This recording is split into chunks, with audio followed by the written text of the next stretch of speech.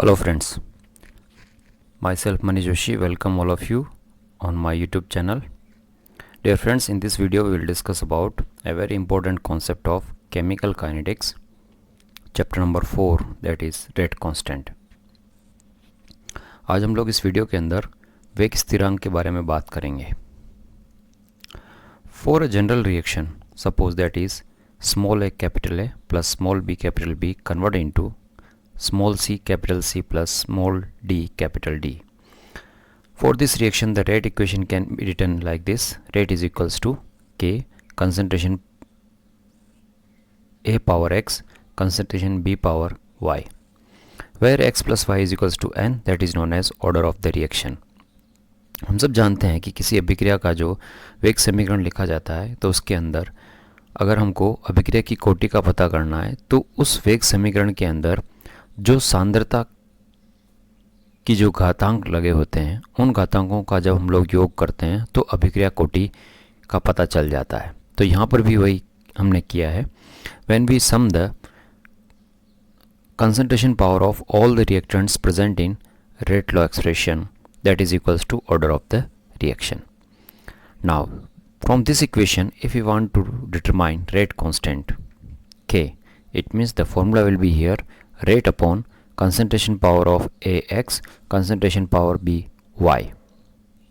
So in this manner we can rearrange the formula for rate constant. इस तरीके से हम लोग वेग स्थिरांक का फॉर्मूला अरेंज कर सकते हैं. Now if you want to determine the unit of the rate constant, then how we can determine the unit of a rate constant for various types of rate constant for different order. For that, rate constant is equals to rate upon concentration power A power x concentration B power y. We know that the formula of rate is change in concentration upon change in time, and the unit of the concentration generally we use here concentration upon time into, again the denominator side will be written like this, 1 upon concentration power n. Why we have written n here? Because we don't know how many concentration power sum we will get from a rate equation. कितनी concentration power का जो सम है वो कितना आएगा हम लोग पहले से पता नहीं लगा सकते जब तक कि हमको रेट इक्वेशन ना दिया गया हो. तो इसलिए हमने उसको यहाँ पर n से रिप्लेस किया है. We know that the concentration unit generally we use moles per liter, that is molarity, upon time, that is second, into again concentration moles per liter power n. When we solve this equation, a general formula to determine the unit of rate constant will come mole 1 minus n L power n minus 1 second inverse. तो इस तरीके से इस फॉर्मूले के अंदर अगर हमको n की वैल्यू किसी भी ऑर्डर के लिए पता चल जाती है, मान लीजिए जीरो ऑर्डर के लिए पूछा है तो हम लोग n की वैल्यू यहाँ पर जीरो लिखेंगे. तो यहाँ n की वैल्यू जीरो लिखेंगे तो जीरो ऑर्डर के लिए हो जाएगा mole litre inverse second inverse.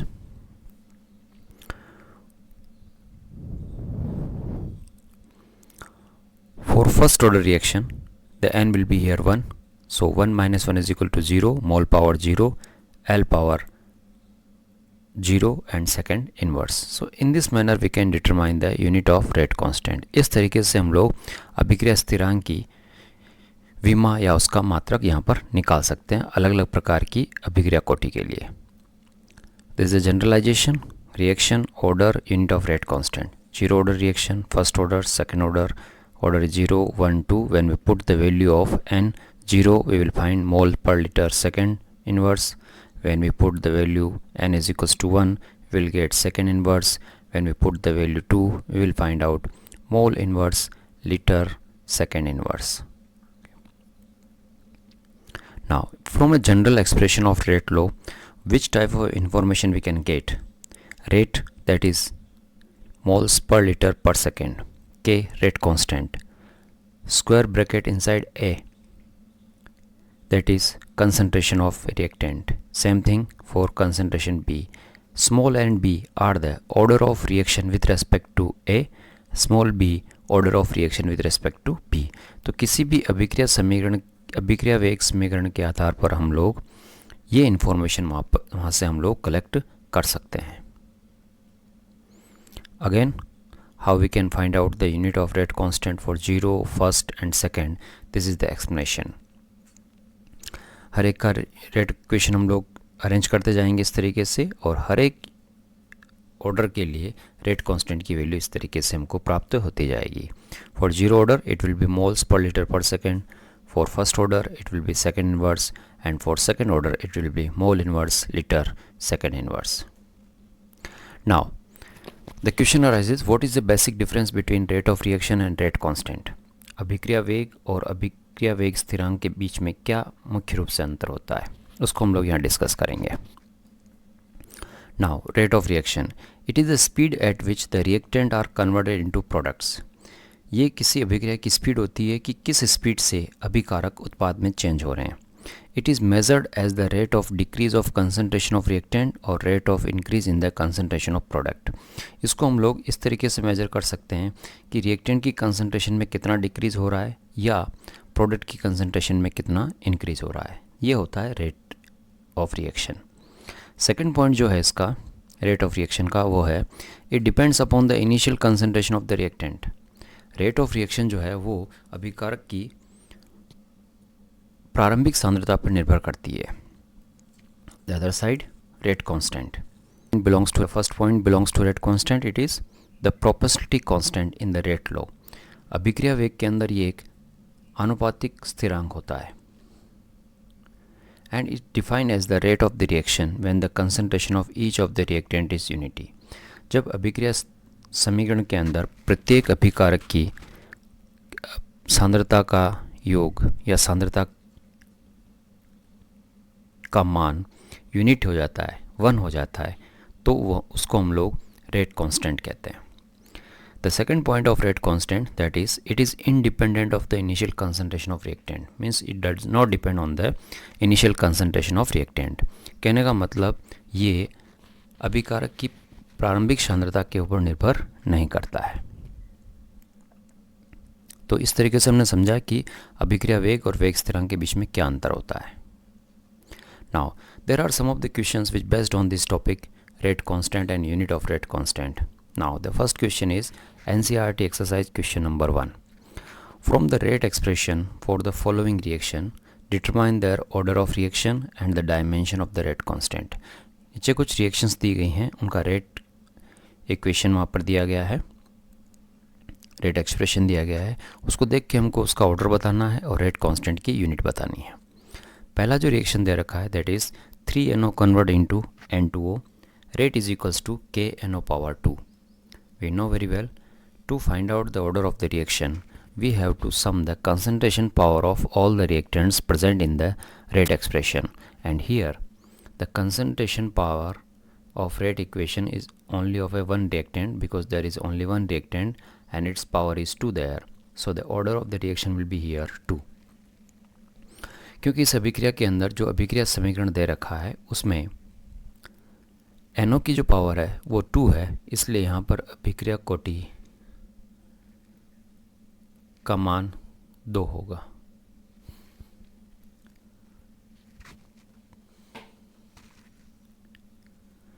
दूसरी जो रिएक्शन है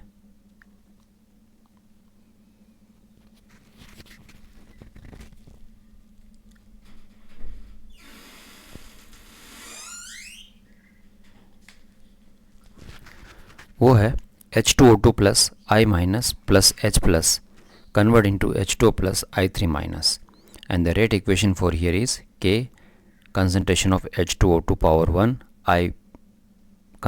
I minus concentration power 1. So in this rate expression we are observing that with respect to H2O2 the order of the reaction here is 1, with respect to iodide ion the order is also 1. So to get the order of the reaction it will be 1 plus 1 is equals to 2. So the order of the second reaction will be 2 here. First and second reaction we also have to find out the dimension of rate constant, means rate constant की विमा भी हमको मात्रक भी हमको पता लगाना है. तो यहाँ पर NO की पावर 2 है, यहाँ पर भी ओवरऑल सम कितना आ रहा है 2 आ रहा है.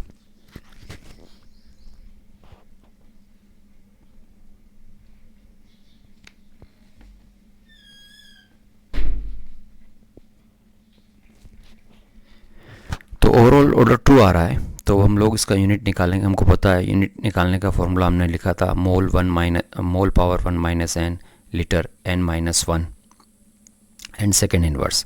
तो यहाँ पर n की वैल्यू 2 रखेंगे हम लोग। जब n की वैल्यू 2 रखेंगे तो मोल 1 माइनस 2 इज इक्वल टू बन जाएगा mole inverse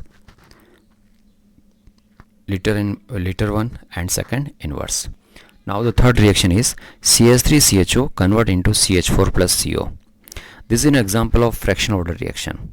Obviously by observing the rate expression this can be also clear.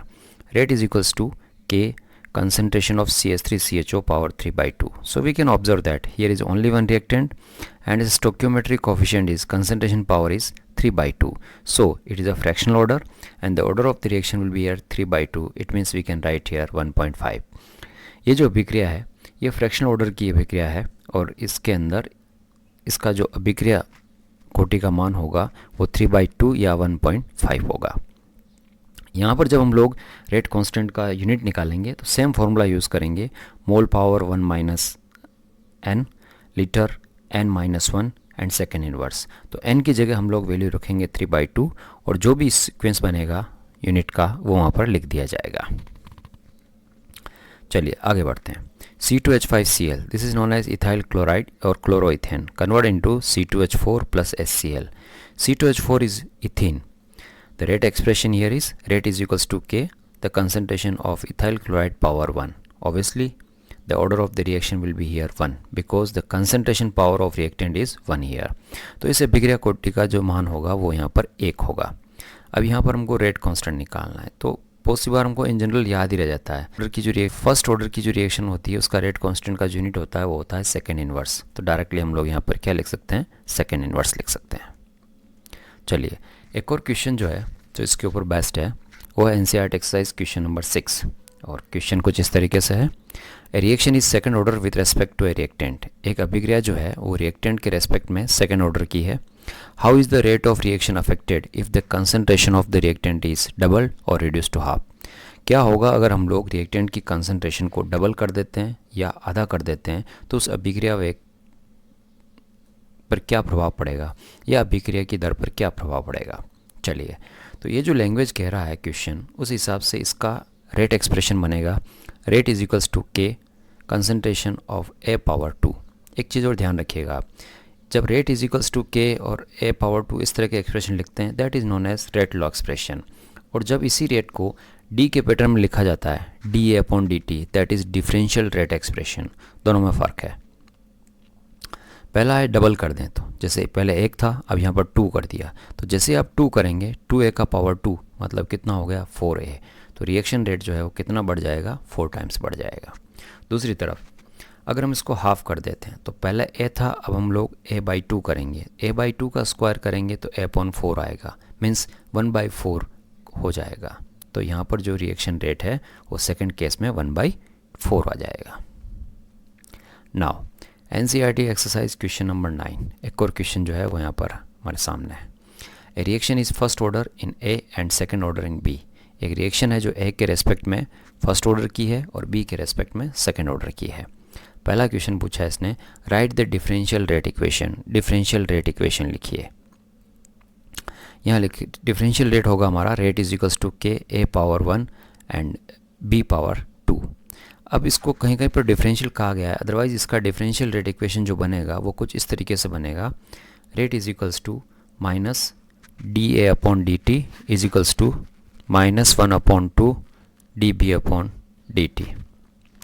Now the second how is the rate affected on increasing the concentration of B 3 times. अगर हम लोग B का concentration 3 times बढ़ा देते हैं तो rate पे क्या इफेक्ट पड़ेगा।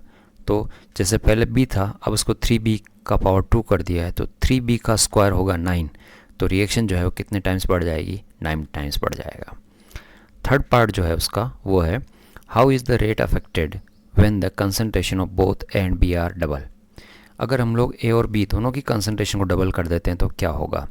तो पहले ए का कंसंट्रेशन जो है वो 2a हो जाएगा बी का कंसंट्रेशन 2b हो जाएगा और 2b के ऊपर पावर 2 लगा हुआ है तो 4b हो जाएगा। तो 4b into 2a that is 8। So reaction कितने टाइम्स हो जाएगी 8 टाइम्स हो जाएगी। I hope you have understand the concept of rate constant. how can we determine the unit of the rate constant, how can we differentiate between rate of reaction and rate constant, and the numericals और the questions which based on the rate constant. तो ये सारी चीज़ें आज हम लोगों ने इस वीडियो के अंदर डिस्कस की है। अच्छी तरीके से वीडियो को वॉच करें, देखें, और फिर भी अगर कोई डाउट आपका रहता है तो आप चैट के थ्रू मेरे से डिस्कस कर सकते हैं। Thank you so much.